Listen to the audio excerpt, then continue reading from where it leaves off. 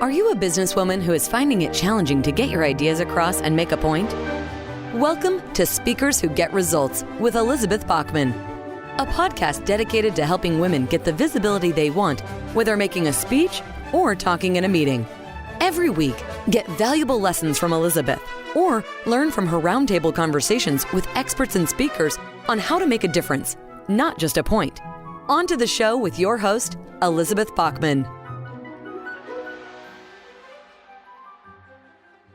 Hello, and welcome to Speakers Who Get Results. I'm Elizabeth Bachman, your host, and this is the podcast where we talk about leadership, presentation skills, communication, and really how to be a better human or the best human you can be in your organization, in your life, in the world, and all of that. Before I get to my great guest today, I'd like to invite you to see where your presentation skills are strong by taking our free 4-minute assessment at speakforresultsquiz.com. That's www.speakforresultsquiz.com. And that's where you can see where you are strong and where perhaps a little bit of support could get you the results you need and the recognition that you deserve. My guest today is my wonderful friend, Jen Coken, who is one of the sages that I turn to whenever I'm looking for advice on things. And I thought it's time actually to get her back onto the podcast to talk about inspiration and how you can be an inspiring leader. The official bio is recognized by ABC, MSNBC, and TEDx, Jen Coken is an internationally acclaimed comedian, coach, speaker, and imposter syndrome expert.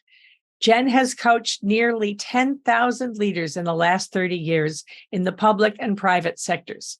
She has a vision of a world where people are at home with themselves, a world where each and every human being is recognized, appreciated, and known for their unique contribution. She's made it her mission to empower mission-driven women executives in male-dominated industries to lead with more authority, impact, and influence. Fortune 1000 CEOs to seven-figure founders trust Jen to shake things up with no apologies, no limits, and all the laughs. And today we had actually a fairly serious conversation, seeing the depths of Jen Coken as well as the spirit that she's with. I know you'll enjoy the episode. On to the interview. Jen Coken, welcome back to Speakers Who Get Results. I'm so happy to be here, and I'm happy to be back with you, Elizabeth. Yay. Well, you're somebody I consult all the time, so I'm really glad I said, okay, I'm going to consult you on recording for the sake of my listeners. So we get all this good stuff. First of all, let's start with the dream interview. If you were to interview someone who's no longer with us, who would it be? What would you ask them? And who should be listening? It would be one of two people, for sure. Madame Curie or Marie Cassatt. Why? Because both were women in male-dominated industries. And I would want to know, I mean, they sort of lived at the same time, right? So Marie Cassatt was late 1800s, Impressionist painter. Marie Cassatt, the painter, right? The painter, exactly. The Impressionist painter who was surrounded by men. What was it like to have to break through that boys' network back then? Are we dealing with the same things? And same with Madame Curie, the discoverer of plutonium, who was around, I believe, in the 1910s, early 1900s, same. Are we facing the same things? And if so, how do we break those historical patterns? Have we broken those historical patterns? Because I'm always interested in how the past has shaped who we are today and how we're viewing the future. And I'm always interested in that for people as individuals that I coach, but also from a historical perspective of this genre of the women that I coach, of women in male-dominated industries. So it'd have to be one of those two women. Okay, I love that because indeed we have centuries of history of men being in charge of business, men being in charge of society, and women staying home. And really the difference, actually, in some ways, the difference came in the 1960s when the birth control pill came along, because women were able to control whether they got pregnant or not, when they got pregnant.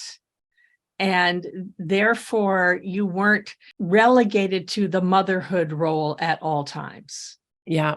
And most people don't realize this, but it wasn't until 1974 that a woman was able to get a credit card without a man's signature. Yes, indeed. Actually, I was part of a National Association of Women Business Owners, was part of the group that made that possible, to make that possible. So yes, credit card in her own name. And then it wasn't until 1978 that women could actually get a business loan. I did not know that part. Business loan with that. League of Women's Voters and National Association of Women Business Owners, NABO, were instrumental in making that possible. I was part of the board of the San Francisco NABO chapter for 4 years. And that was one of the things that we were very proud of. And it has been within living memory that this was not possible. Right. And going back to your historical comment, I think about this a lot. I think about historical patterns, partly because having seen that we've survived some of these historical crises before, humankind has gone on, maybe we'll survive this one. It helps me not be so depressed when I watch the news. So I think in historical cycles a lot, but also recognizing that women's control over their own reproductive systems and women being in business all came along more or less the same time, changing a pattern that has been otherwise for centuries. Yep. And it's really, I grew up in the 70s and I saw the women's libbers, but we didn't really have models to follow of examples. What's great about now is that nowadays there are women taking equal positions in business and in leadership, and the world is benefiting from it. That's what keeps me going. I see the improvement. I see the benefit to the world as women are now taking their place in leadership. And we have centuries of history and conditioning that gets in the way. Yeah. And I am with you that I love seeing the increases as fractional as they are. They are fractional. Yes. They are fractional, right? We want to remember that. I remember a statistic from 2018. At that time, there were 25 women CEOs of Fortune 500 companies and 23 men, white men over 6 feet tall, named John. Now, 2021, I think it was, there were 41 women leading Fortune 500 companies. I don't have the same stats on men named John, but what we have seen is that the majority of CEOs are white men over 6 feet tall, which is mind blowing to me. So we have conditioning. Centuries of conditioning. So we have a lot more to go, but let's also recognize the strides we've taken. Yes. Right. Yeah. So this podcast is for those leaders. And so I wanted to ask you, because you do so much wonderful work with helping women really step into their humanity and inspiration and so forth. But let me ask you, for the women that you coach, what are the top 3 issues that you see, the challenges? The top 3 challenges. And I would say, number 1, it's lack of vision. And it's not that they don't have a vision. It is that they aren't thinking big enough. Because for many of these women, they've gotten to the place they thought they wanted to go, which is at the top of the C-suite. But now what? And for a majority of these women, they're in their mid 40s, late 40s, mid 50s, late 50s. And they're now beginning to think about, what's that next step? What's that legacy I want to leave? So when I work with women, part of the coaching is, what's your vision and impact on the world you want to leave? Because now you've got a little bit of space and grace to think about that. now that the family's raised, or if you weren't married and have kids, or partnered and had kids, you've raised yourself, you've gotten to the place you want to go. What's next? So that's number one. And it's interesting because it's not that they don't realize they don't have a vision, but when I ask the question, are you continually providing that vision to the people around you? The answer is no, but they say yes, that they have a vision. And then we connect the dots that they really don't have a vision. And the vision you could say is your why, but people have turned why into a goal. And that's not the way I approach it. And I always say your vision is how you're going to impact the world. That's number one, is lack of vision. Number two is lack of maintaining your own boundaries when it comes to your schedule. Yes. Every woman I've ever coached, they let people have access to their calendar. They're available. They want to be there for their team. And the thing I keep reminding them of is, where's your strategic thinking and planning time in your calendar? When are you doing your self-care? When are you taking time for lunch? That's really simple.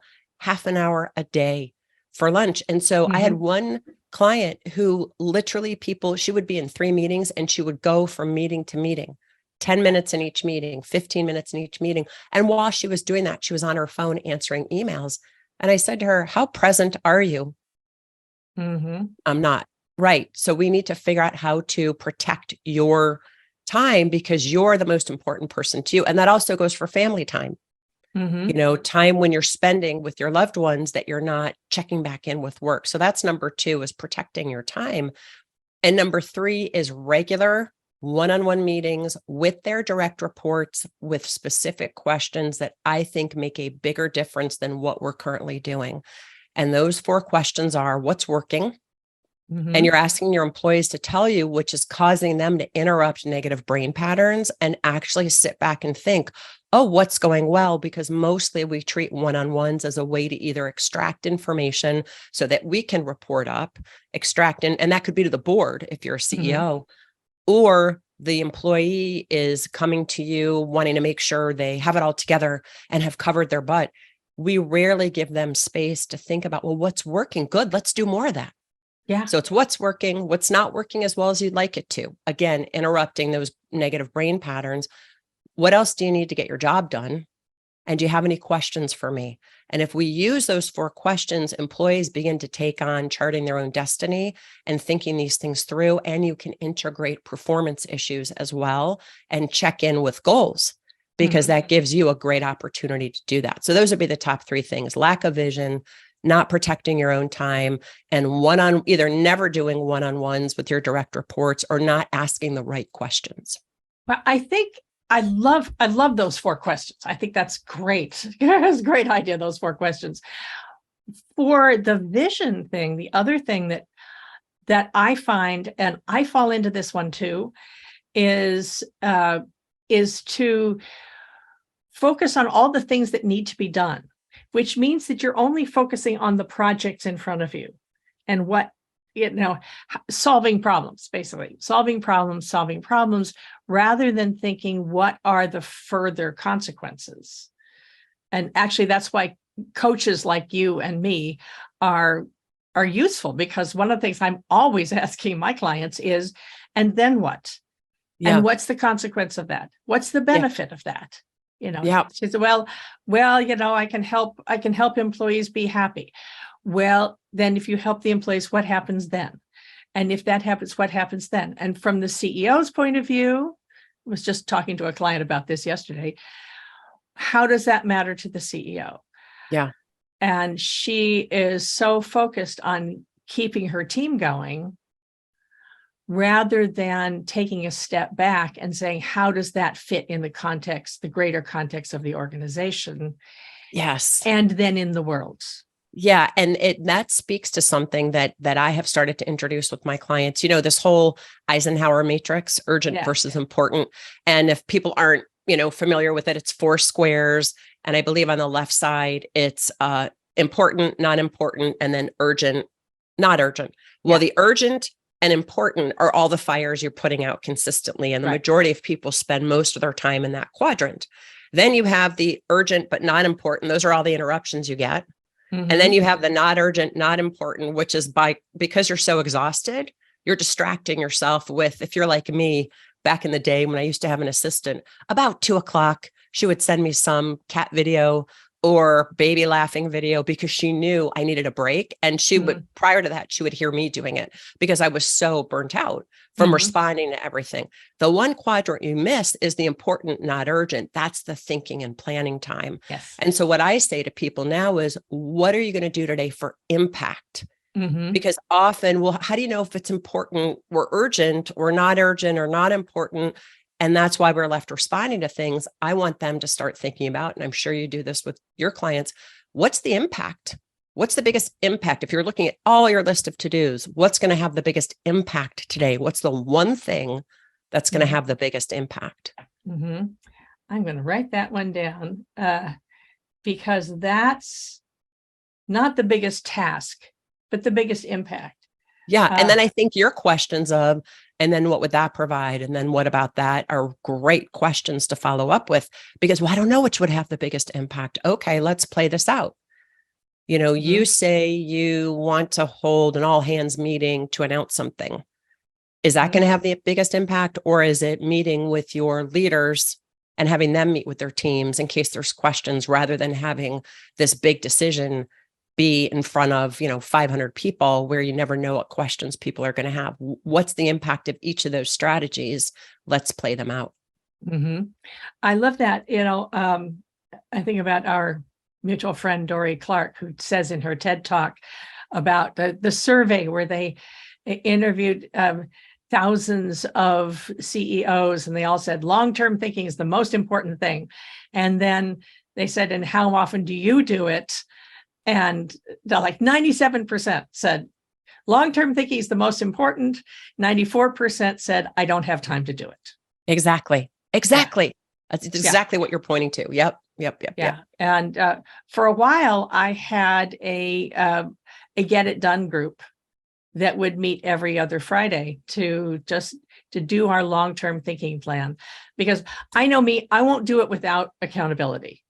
I need someone who will say, all right, this is the time we reserved. Turn off the email, put your phone on airplane mode, just so that you could focus on one thing, since I am so easily distracted. I always think get help. If you have a hard time making time for yourself, get a buddy who will hold each other accountable. Yeah, I think that's really important. But I also think what you just said is also important, because whenever I'm on the road speaking, I always ask the question, how many of you love helping others? If you can, if you're able, every hand in the room goes up.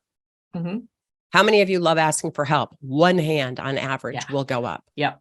So for some reason, we think asking for help makes us look weak. And I just did a blog post, and I also have a blog about those 4 questions that people can grab off my website. But I just did a blog post about why it's important to use the phrases, I need your help, I don't know, I'm sorry, and I was wrong, because it shows you're embracing your vulnerability and your humanity at the same time. I wish we would get better at asking for help. I love what you're saying about embracing the humanity. You've talked about embracing your humanity in terms of being a real person. You don't have to be perfect. Yep. Yeah. Talk more about that. Well, I think we think as leaders, we're supposed to have our, what together all the time, that we should always have it together. We should always know what we want. And I'm telling you, I have interviewed some of the top CEOs, and they would tell you that's not the case. Asking for, there's a great book called The Challenge Culture, written by Nigel Travis, who is head of Papa John's and Dunkin'. And I had the privilege of interviewing him for one of many books I've been at work on for a long time. And we talked about his philosophy of having what he calls a challenge culture or a pushback culture. And I said, explain this to me. Tell me what that looks like. He said, well, when he was working at Dunkin', or Papa John's, he'd go into a franchise and he'd have some of his other people with him, but he would plant one of his top people in the room to ask a question that challenged him, that put him on the spot, to let the other owners and employees know it was okay to do that. Because we don't need to have every answer. We can say, I don't know right now. I need to think about that. Interesting question. I will make sure to get back to you, and then do the thinking and get back to them. People asking you questions are not to trip you up or make you look bad. It's because humans have questions. I think the other piece is you let go of perfectionism, because perfectionism is an ideal that is, you can't achieve it. It's actually set up not to be achieved. It's this ideal state, which is a fantasy. So it's important for your employees to know you're human, so that then they can be human. I'm really getting into Suits. I'm on season 9. I've been watching it for a couple months now. The TV shows for international listeners. For our international listeners, the TV show Suits. And there's this character, Louis Litt, who is one of the most human people, who constantly is sticking his foot in his mouth and getting things wrong, but always doing better and always fixing things, and always in the moment when he's on a tirade and someone says, "You're all wrong." And then he goes, "You're all wrong. You're blah, blah, blah." And he'll stop and go, "You're right. I'm sorry." And I love that about him, because he embraces it in the moment. He doesn't take things personally, and he moves on. And that makes him a better leader. That makes him somebody that you want to put your trust in, because he's just so relatable as a human being. Most of us have the shield up. We have these thoughts in our head about things that are going wrong that we never want to let anyone see. Be human. Your employees will like you better for it. And actually, I think that's also part of this need for perfection. Some of it, for women especially, it's why women are, little girls are taught to be careful. Little boys, if they fall down, some adult says, "Get up, keep going, try it again." Little girls, they fall down, and the adult says, "Oh dear, did you hurt yourself? Be careful. Did you get dirty? Oh dear." 2 things. We have to be 150% ready before we try for something, before we volunteer. So not being willing to answer questions or ask questions because you've got to be perfect. Yeah. Or if one woman makes a mistake, all women make mistakes. Yeah. And I think is the holdover when there were only 1 or 2 women in positions of authority. And so one woman represents all of them. Today, it's not so much the case, because there are more women out there, and some of us are brilliant and some of us are not, but we are all human. So try for it. Yeah. I find that with speakers, I work a lot with speakers and leaders who are out there speaking, and I work with.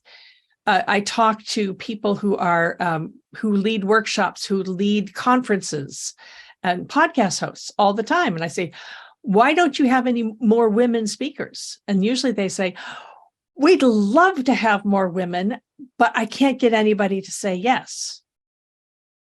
The men will raise their hands if they know 20% of 20% about the topic. The women say, "Oh no, I don't think I know enough," so they don't volunteer. Yeah. It's one of the reasons why I have a business, why I work to get more women's voices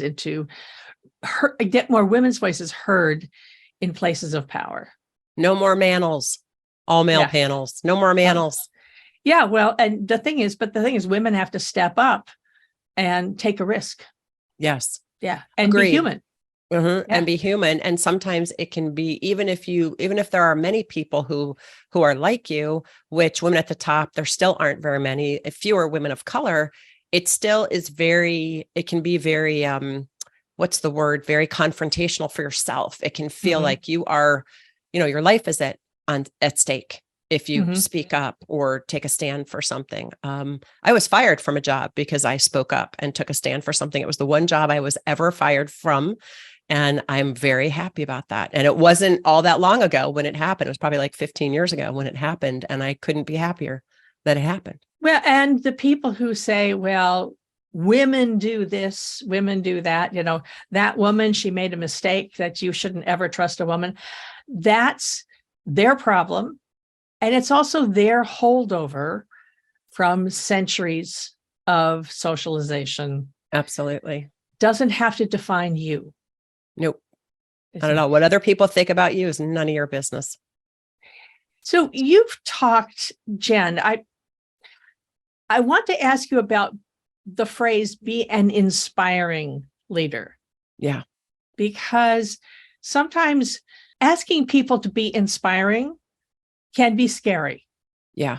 Do I have to be famous to inspire people? Do I have to be Brene Brown to inspire people? How does that fit with being human? So the only difference between you and Brene Brown, Elizabeth, is Brene Brown is famous. And, she had a good PR person, what have you. Okay. Mm-hmm. Anybody can be inspiring, but the difference between good and great leaders, good leaders think they have to do certain things in order to be a certain way, in order to have happy employees. Great leaders recognize that it all starts with who they're being. We are human beings. What's a way of being? Being inspiring is actually a way of being. Being inclusive is a way of being. Being direct is a way of being. The way that I think about inspiration, because I think it's so left up to interpretation, but I look at the root word of inspirer, which is breathing life into something or someone. If your eye is on breathing life into the human in front of you, and that also requires being present, breathing life into this person in front of you, breathing life into the team. What do you mean, Jen, breathing life? I don't know. It could be just really listening to an employee that's coming to you with something they're upset about. It could be in that meeting, you're noticing, this once happened to me. I was in a meeting with a variety of people from across teams. And there was one young woman in that meeting who was a media person. She had a different supervisor, and she happened to sit near me, and I would hear her on the phone, and I would hear her talking to her supervisor, and I would ask her questions because I just felt like she was so smart. She had so much to contribute, but she wasn't saying a word. And I looked at her and I said, Andrea, what do you think? I'd love to hear your thoughts. And this redness, blush, right, started coming up, and she spoke. And afterwards, I pulled her aside and said, I apologize. I didn't mean to put you on the spot. She said, no, it was perfect. I have avoided speaking because I always get red, I mean, not READ, but RED, red, and she I blushes, can feel it. She blushes. And I've got to learn to stop doing that. And I said, I think you're so smart and your voice is so important. What can I do to support you? And she said, keep asking me, because that will break me out of this. She felt frozen, like she couldn't raise her hand.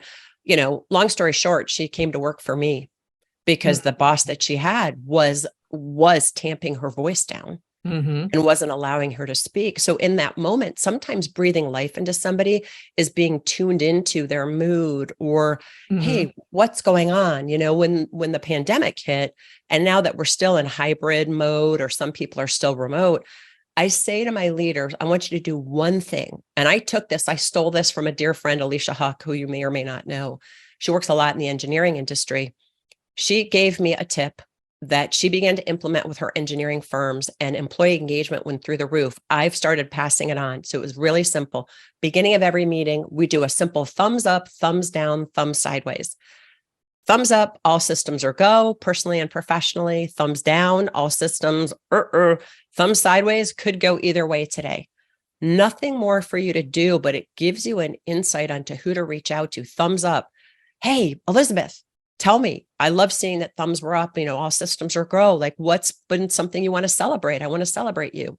Hey, Andrea, hey, Brian, I saw a thumbs down. Everything okay? Anything I can do for you? They don't have to reveal personal details or private details, but they can let you know, I'm just going through a hard time at home. Okay, great. Do you need any extra time right now? Actually, I do. I could really use to leave early, but I've got this project. Okay, well, let's look at it. Let's see what we can do together. Let's see what maybe we can put off the deadline. But that is breathing life. It doesn't mean you are on stage at a TED Talk giving this amazing speech that people, share, and you have 1 million views. It is one moment at a time. And I think good leaders can be great leaders when we anchor ourselves in ways of being that empower and enable people around us to chart their own course. When we're focused on ways of being, the actions we see to take will become natural. The doing becomes natural inside this context of being. And then we have the inspired teams or empowered teams or more collaborative teams that we want. So good leaders lead backwards, great leaders lead forwards. I love that. I love that. And now say that one more time. Define the mean by leaning backwards. So most leaders think about what to do. And that is backwards. Yeah. And then they do things in order to be successful, in order to be great, in order to be well thought of. Okay. And then they have accolades, and they have prestige, and they have awards.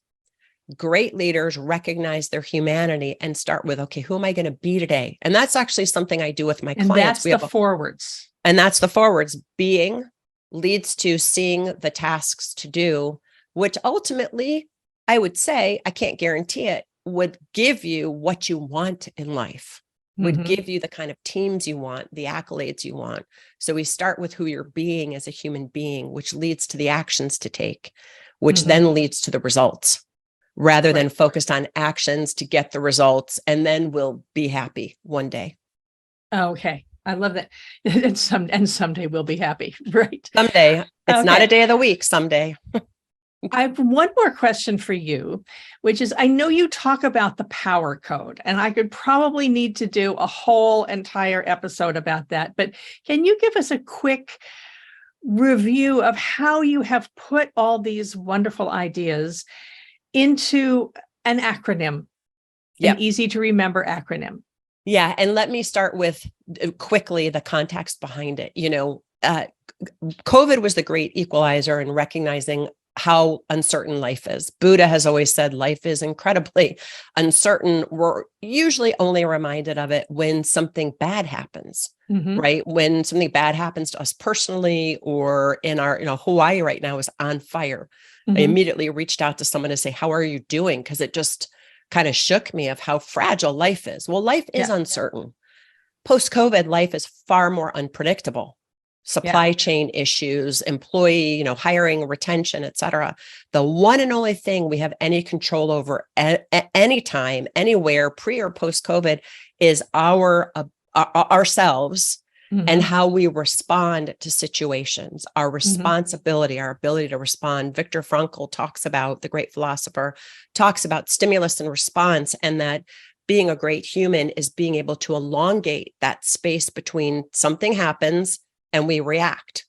So the power code stands for, and I'll say what it stands for and then talk about it briefly. P stands for pursue the facts. O stands for own your stories. W stands for witness your thoughts. E stands for embrace a new choice, and R stands for reflect and repeat. So the first two things of pursue your stories and own the facts. Anytime you're upset, take a moment, write down what you're upset about, and then circle only the facts. That one thing leads people to recognize there's probably one or two facts. In that moment, you're present. And when you're present, you can start to be an observer or a witness of these negative thoughts and disempowering thoughts, almost like seeing thought bubbles above your head. You can start to witness your mood, your emotions, and realize that's just you being human. And when you can recognize that, then you have a moment, that space between action and reaction, where you can choose who you're going to be inspiring, be empowering. And then you just keep wash, rinse, and repeat, because as far as I can tell, I've been practicing this for 45 years. I'm going to be practicing it for the rest of my life. I love that. Jen Coken, thank you so much for having been my guest here on Speakers Who Get Results, my guest again. So we will put links to those blogs you mentioned in the show notes. And remember to pursue the facts and embrace your humanity. I love that. This has been Speakers Who Get Results. If you enjoyed this conversation, please share the episode, subscribe to us wherever you're listening, subscribe on YouTube, and tell your friends. The most important, do us a favor by leaving a review on Apple Podcasts. That's the one that the gurus track. So that's the one that matters. Thank you so much, Jen, for joining us. And this has been Speakers Who Get Results. I'll see you on the next one. We have just concluded another great episode of Speakers Who Get Results with your host, Elizabeth Bachman. If you got value from today's episode, please feel free to share us with your friends and colleagues. You may also visit elizabethbachman.com for additional resources. Be sure to tune in every week for new episodes, and thanks for tuning in.